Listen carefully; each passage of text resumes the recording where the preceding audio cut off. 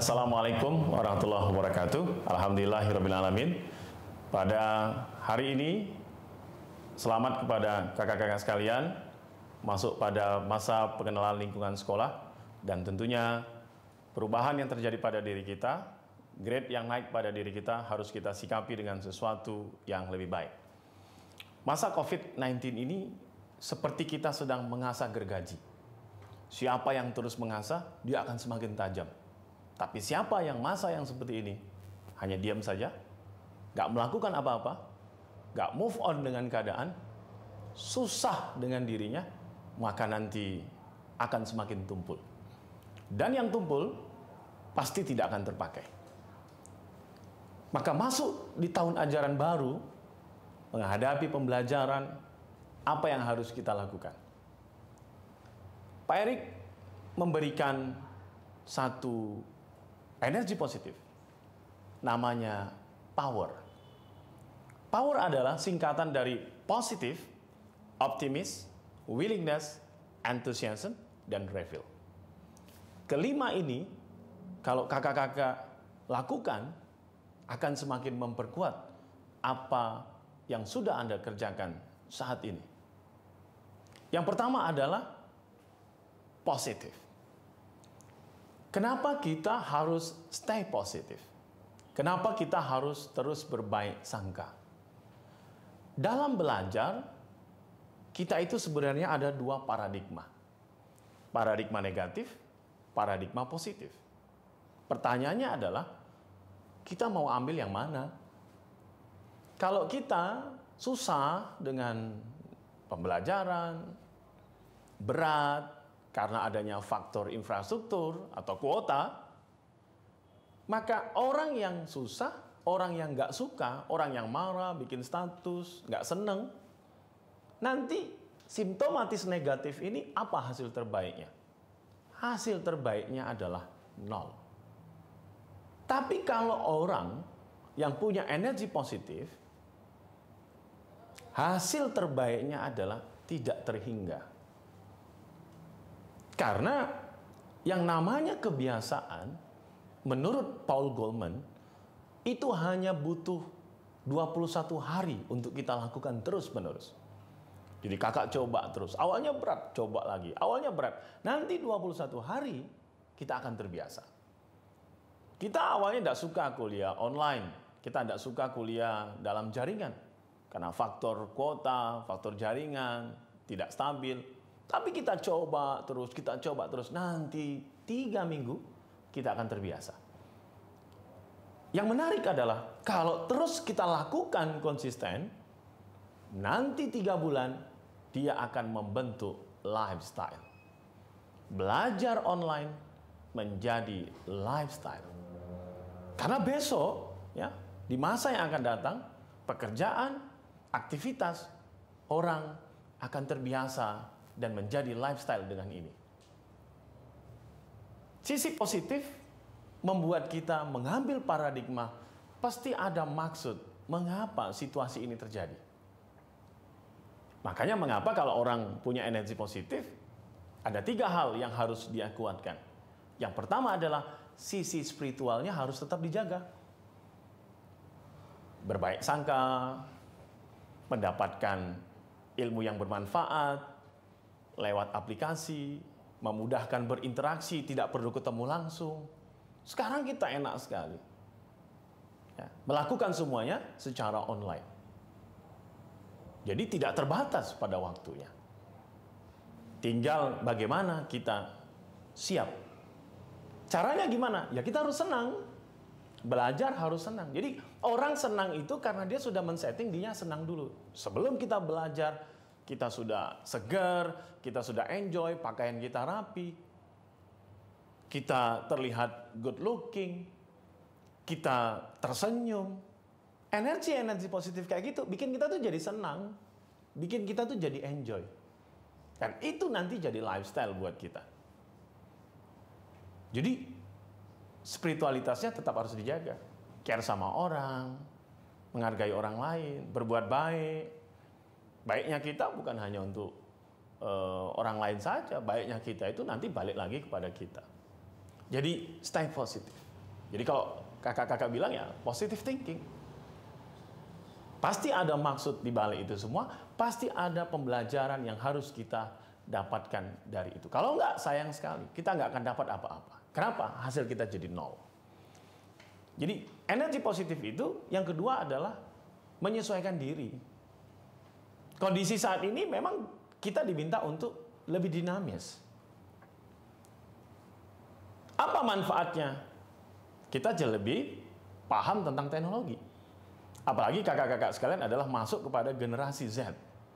Generasi yang 93,9% mereka adalah generasi yang candu akan teknologi, internet. 7 jam per hari koneksi di internet. Berarti close kamera, mute audio, sebenarnya bukan persoalan kuota kan? Mungkin Anda mendapatkan sesuatu yang tidak menarik. Menarik atau tidak, maka kita buat pada diri kita, kita senang dulu. Afirmasi pada diri kita, senang, aku bahagia, aku senang, mau ketemu yang lain, mau dengar suara guruku, membuat kita jadi lebih enjoy. Ada satu syair yang disampaikan oleh Adera.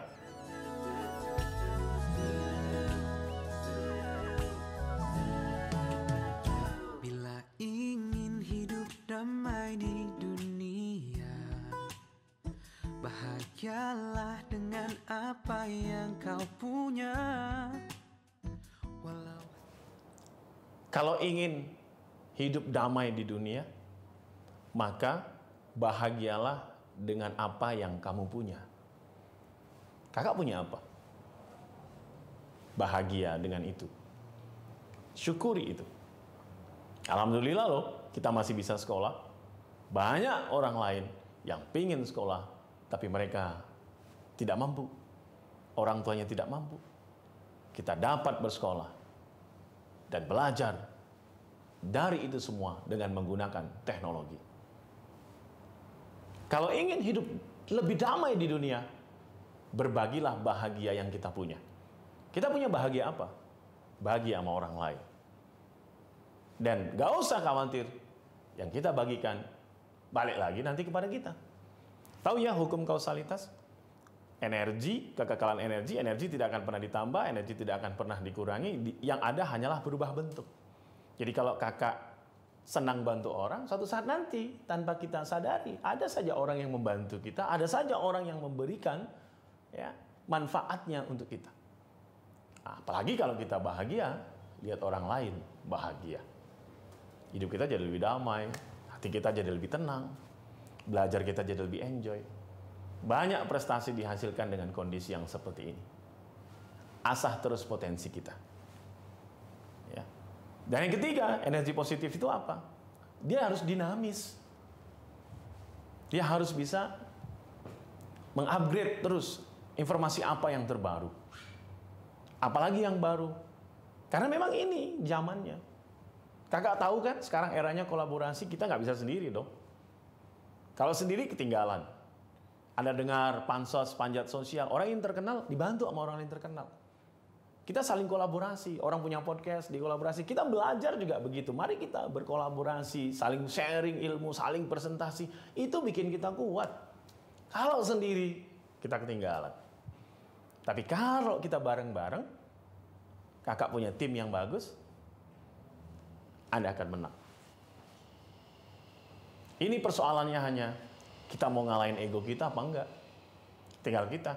Kalau kita marah karena diri kita, saya nggak dapat apa-apa, saya capek dengan ini semua, akhirnya capek ke kakak juga.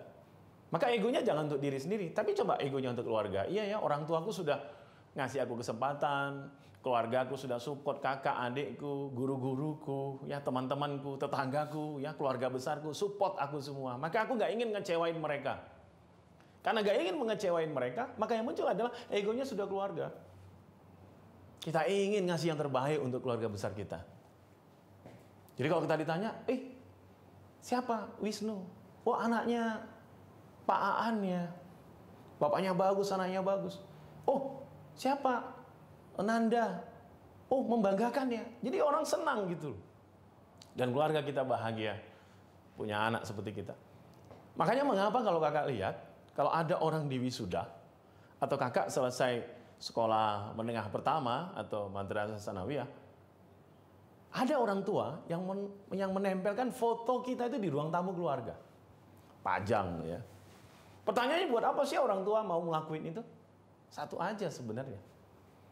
Kalau temannya datang, kalau sahabatnya datang, tetangga mampir ke rumah, mereka lihat foto itu. Pertanyaannya sederhana. Ini siapa, Pak? Ini siapa, Bu? Apa jawaban orang tua kita? Apa jawaban keluarga kita? Ini anak kami. Sekarang di mana? Sekarang sedang menjadi seorang manajer, menjadi pengusaha. Bangga. Yang dengar senang, yang ngomong bahagia. Apa sih susahnya bikin keluarga kita bahagia? Kita nggak bisa ganti apa yang mereka berikan kepada kita. Sejak lahir banyak sekali pengeluaran. Sampai sekolah dicariin. Apa yang mau kita berikan? Kalau Pak Erik mau saran, kasih mereka kebahagiaan. Kasih mereka bahagia punya anak seperti kita. Itu aja. Kita nggak akan bisa ganti semuanya. Karena kita nggak akan sanggup. Tapi kita bisa memberikan karya terbaik kita untuk bikin orang-orang di sekitar kita bahagia. Nah, kakak-kakak sekalian, kakak ngerti gak? Apa yang bikin manusia itu jadi lebih kuat? Tantangan, persoalan, bikin kita lebih kuat loh. Kenapa ya Kak Sinta itu orangnya tenang aja kalau ada persoalan? Karena persoalan itu udah pernah terulang. Dia udah sering ngalami kayak gitu loh. Kenapa ya kamu kalau gagal, nggak berhasil sesuatu, kamu biasa aja dan mensikapinya dan kamu move on lagi dengan itu? Ya karena Anda pernah belajar dari itu kan. Coba lihat burung. Gimana caranya anak burung terbang? Sayapnya dia kepakkan. Dia coba mengangkatnya jatuh lagi. Bahkan mohon maaf, ketika mereka pertama kali terbang, ada yang sampai jatuh.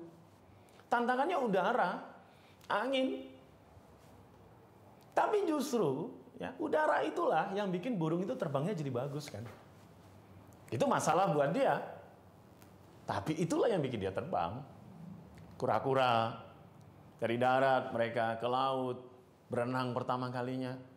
Tantangannya ombak, air laut sendiri, binatang yang lain. Tapi yang survive, wah, usianya puluhan tahun kan. Memang air bagi dia jadi tantangan, tapi air itu yang bikin dia juga survive. Nah, kita sebagai manusia, kakak sebagai pelajar, apa yang bikin kakak jadi semakin kuat? Ya tantangan. Ya, hambatan yang kakak bisa keluar dari itu semua. Persoalannya nggak bisa kita ubah, sudah terjadi. Tapi kita tinggal mengubah cara pandang kita kepada persoalan itu. Kenapa jadi pusing? Ya karena mikirin itu terus kan. Pak Erik kasih contoh deh. Coba kakak sekalian ambil pensil atau pulpen di rumah masing-masing.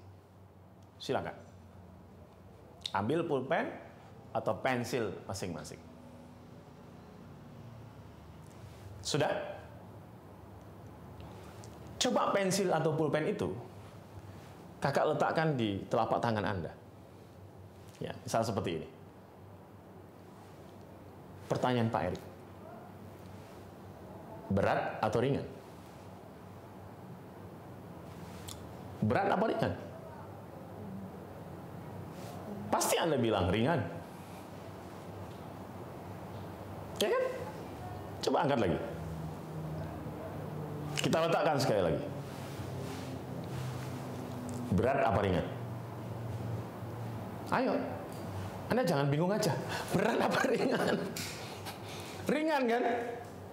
Sekarang pertanyaan Pak Erik adalah, kalau Pak Erik minta selama MPLS ini, dari pembukaan sampai selesai, pulpen ini diletakkan di tangan Anda, dan Anda baru boleh meletakkan pulpen ini setelah 1 jam.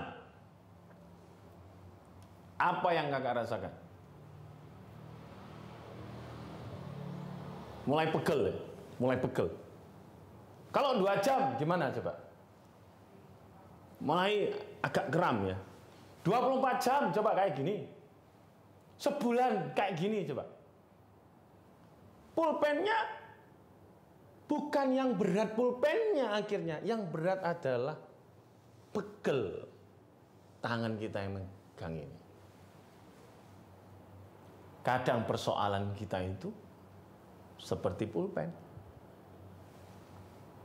Seperti pensil yang kakak pegang. Mengapa jadi berat? Karena kakak megangnya kelamaan. Gak move on. Kepikiran itu terus. Seminggu teman-temannya bahasannya, headline newsnya itu terus. Kebayang. Capek kan? Lalu apa yang kita lakukan? Mengingat sesuatu hal yang wajar karena sudah tersimpan pada diri kita, pada pikiran kita. Ketika keingat, ya udah, letakin aja dulu. Gitu. Masa makan ingat masalah, sekolah ingat masalah, mau tidur keingat masalah terus, capek hidupnya. Letakin, kebayang lagi, wajar letakin. Nanti lama-lama, gimana cara ini supaya tidak begitu berat? Kakak coba bayangkan. Adakah sesuatu yang pernah bikin Anda bahagia? Tentu ada. Pak, saya tidak punya kebahagiaan sama sekali. Tidak mungkin. Mesti ada rasa bahagia. Walaupun hanya satu, mesti ada rasa bahagia. Entah itu ditraktir temennya, dikasih kopi yang Anda senang banget, entah kejutan ulang tahun, entah itu disupport orang tua, entah itu Anda tertawa bahagia, mesti ada. Coba Anda ingat. Atau Anda pernah punya prestasi kan Kak? Di masa lalu, juara LKS, atau lomba riset yang Anda pernah alami, atau olahraga, seni yang pernah Anda rasakan. Coba, pernah kan Anda dapat gitu? Atau Anda menjadi seorang pemimpin, Anda menjadi leader gitu loh. Anda menjadi seorang yang bisa membuat teman-teman Anda itu menjadi orang yang hebat karena Anda. Anda menjadi leader yang hebat. Pernah kan? Nah coba, pertanyaan paling satu. Kakak bayangkan ya, dengan rasa bahagia di masa lalu itu, menjadi seorang pemimpin pada saat itu, dan merasakan kemenangan pada waktu itu. Apa yang kakak lakukan sehingga itu bisa membuat Anda begitu hebatnya?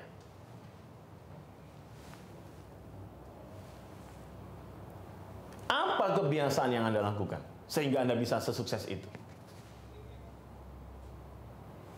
Ketemu kan? Nah, kalau kita tarik di hari ini dan di masa depan kita sampai kita menyelesaikan pendidikan kita, apa modal di masa lalu kita itu yang bisa kita ambil untuk kesuksesan kita di masa depan? Hari ini, masa depan. Ketemu semangatnya Anda, tangguhnya Anda, gak khawatir gagal, coba aja semua. Tapi mengapa di saat-saat yang seperti ini, baru karena status orang aja, Anda langsung marah. Gara-gara orang gak suka video Anda di TikTok, atau di YouTube, atau di Instagram, Anda kecewa.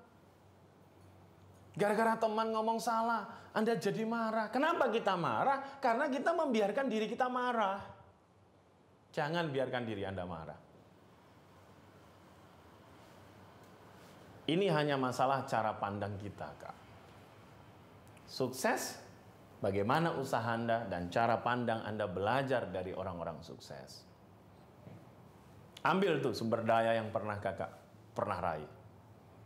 Kumpulkan. Jadikan itu sebagai modal sukses kita di masa depan. Belajar dari orang-orang sukses. Mereka bukan orang yang gak pernah gagal. Banyak tantangannya. Banyak hal keinginan yang mereka tidak bisa raih karena keterbatasan ekonomi.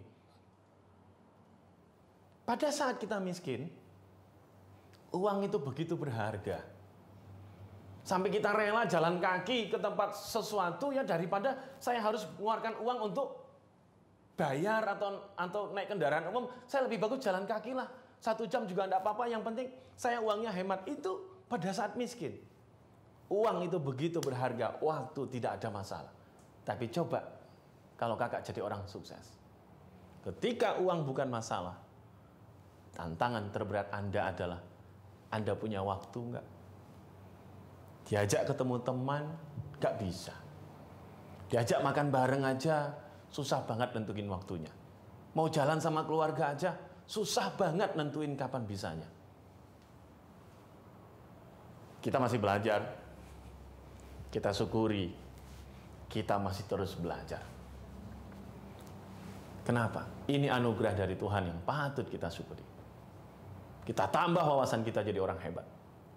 Ikhlaskan diri kakak-kakak semua menjadi orang yang ingin mempersembahkan yang terbaik untuk orang yang dicintai, keluarga kita, guru-guru kita, sahabat kita, dan orang di Indonesia.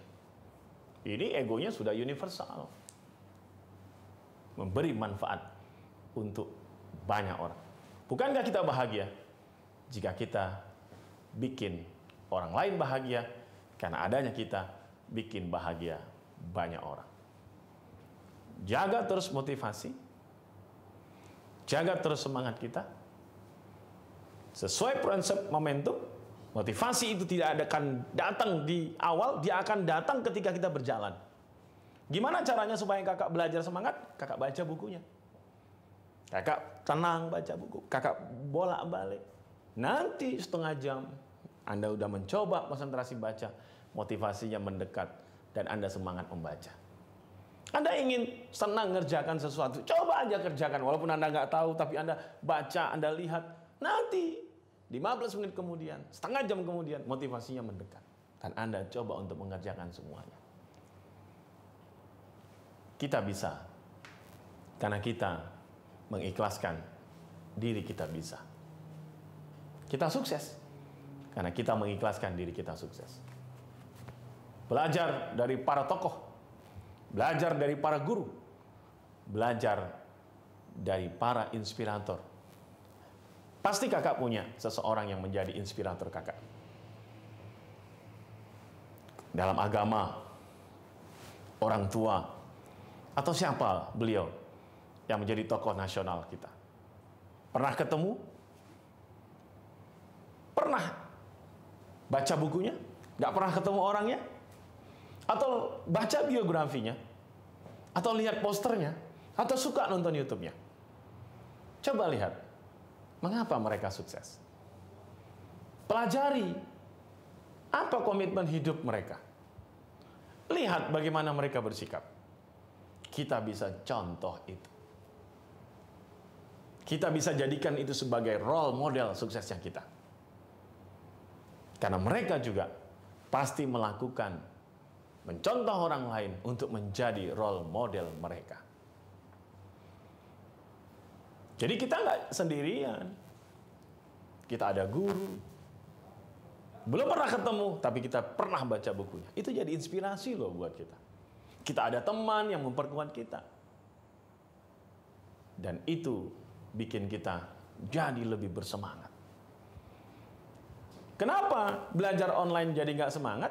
Karena kita nggak tahu, ini terus nanti mau ngapain. Tapi kalau kita sudah punya visi, saya sudah menetapkan, saya punya target, maka semua itu akan bikin kita fokus sama apa yang mau kita raih. Kalau kakak tahu bulan depan Anda akan dapat hadiah, Anda akan bisa mendapatkan sesuatu karena prestasi Anda akan bersemangat nunggu bulan depan. Tapi Anda nggak tahu besok seperti apa. Udah terserahlah, bagai air mengalir aja, santai kayak di pantai, slow kayak di pulau. Iya, kalau ngalirnya ke sungai, kalau ngalirnya ke comberan, itu juga ngalir namanya. Maka bikinlah aliran itu baik untuk kita. Bikinlah sesuatu itu punya manfaat untuk kita. Kenapa kita jadi bersemangat? Karena kita tahu apa yang mau kita tuju. Karena kita tahu apa yang mau kita raih.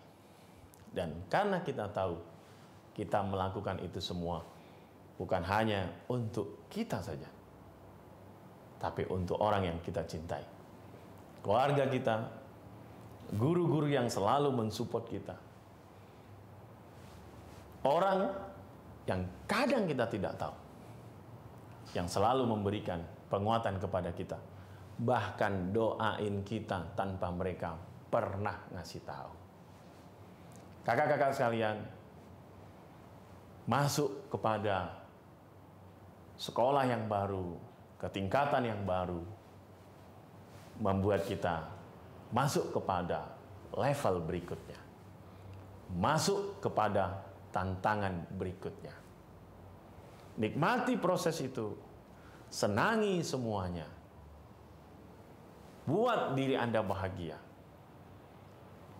Itu adalah bagian yang harus dilewati untuk meraih kesuksesan diri kita. Sumber daya yang pernah kita alami kesuksesan, rasa bahagia, menjadi pemimpin, bahkan kita pernah menang. Ingat kembali, oh iya, aku pernah menang. Oh iya, aku pernah merasakan rasa bahagia. Munculkan hari ini, jadikan itu untuk modal sukses kita di masa depan. Selamat untuk pendidikan yang kakak tempuh saat ini. Banyakin teman, banyakin kolaborasi, buka wawasan, sesuaikan diri kita. Yakinlah, yang kita lakukan hari ini tidak akan pernah sia-sia. Siapa kita besok bergantung kita bagaimana hari ini. Dan bagaimana kita di masa depan bergantung apa yang kita lakukan hari ini. Karena masa depan adalah akumulasi dari hari ini. Dan hari ini akan terakumulasi menjadi sukses kita di masa depan. Banggain orang tua kita, banggain guru kita, banggain semua orang yang pernah mensupport kita. Bahkan orang yang nggak ngerti, tapi kita tetap mendoakan mereka. Dan energi positif itu akan terus menjadi power hebat untuk kita semuanya. Sehat dan sukses selalu. Saya Rekri Saputra, selamat buat kakak-kakak semua. Assalamualaikum warahmatullahi wabarakatuh.